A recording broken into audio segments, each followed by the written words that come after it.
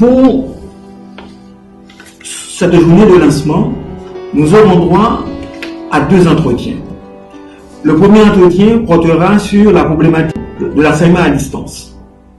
L'invité sera le professeur Patrick Atier. Le professeur Atier est très connu dans les milieux de l'entreprise, de la technologie et de l'enseignement supérieur.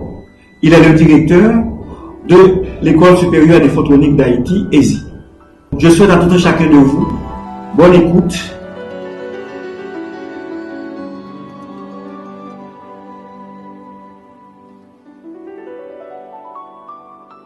Le ministre de l'Éducation nationale avait annoncé récemment, je le souligne en passant, qu'ils envisageraient au niveau du ministère, c'est-à-dire lui et les autres cadres, de procéder à l'enseignement via le numérique ou à distance.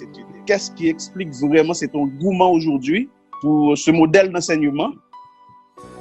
Est-ce que Haïti pourrait bénéficier de cette méthode ou bien de cette manière de faire? Comment ça pourrait nous être utile en fait? Effectivement, la formation à distance dont on parle déjà depuis 5 à 6 ans, de manière, je dirais, peut-être désordonnée, il a le mérite de plusieurs avantages, notamment l'économie d'échelle. La mise en place d'un système de formation à distance permet d'offrir de la formation à des coûts moindres. Il permet aussi, dans une certaine mesure, de compenser les déficiences en qualité des contenus, je dirais en qualité, en standardisation, etc., etc. Les infrastructures, le cloud, les infrastructures pour faire de la formation à distance sont partout. Elles sont soit gratuites, soit très peu coûteuses. Notre challenge, c'est l'accessibilité de ces formations, même si on les met en ligne, pour nos études générales. Et là, je crois qu'une des prises de conscience que nous devons avoir dans le cadre de cette crise, c'est le besoin, je dirais presque pathologique, de scientifiques, d'ingénieurs, de chercheurs. Nous n'en avons pas aujourd'hui. Nous en avons très peu, évidemment. Nous en avons un tout petit peu, mais pas suffisamment pour faire une différence. Comment est-ce qu'on peut, dans des délais extrêmement courts, très rapidement, former une masse d'ingénieurs et de chercheurs dans des domaines scientifiques qui sont stratégiques pour nous en Haïti? Et je crois que si on ne fait pas cette prise de conscience, on pourra mettre en place à droite à gauche des systèmes de formation à distance. Je ne crois pas que ça changera grand-chose. Et la production de valeur ajoutée étant aujourd'hui la source de tout développement économique dans les pays qui se développent économiquement rapidement, qui étaient émergents il n'y a pas si longtemps que ça, sont tous des pays qui ont une chose en commun, c'est qu'ils ont une approche extrêmement agressive sur la mise en capacité, sur le développement de compétences et de savoir-faire scientifiques et technologiques. Les pays qui ne le font pas aujourd'hui ne se développent pas. C'est aussi simple que ça. Lorsque je vous dis que la valeur ajoutée aujourd'hui est produite par des gens extrêmement compétents, je dirais pas seulement des gens compétents, mais des gens extrêmement bien formés, extrêmement compétents. Haïti aujourd'hui, dans la Caraïbe, est le seul pays qui n'a pas de stratégie pour la science. Et ça, c'est un début. Comment définir une vision, une stratégie et l'exécuter si on n'a pas au départ un document qui nous dit quelle est notre vision et quels sont les moyens qu'on va mettre dessus. Le ministère de l'Éducation parle de la formation à distance.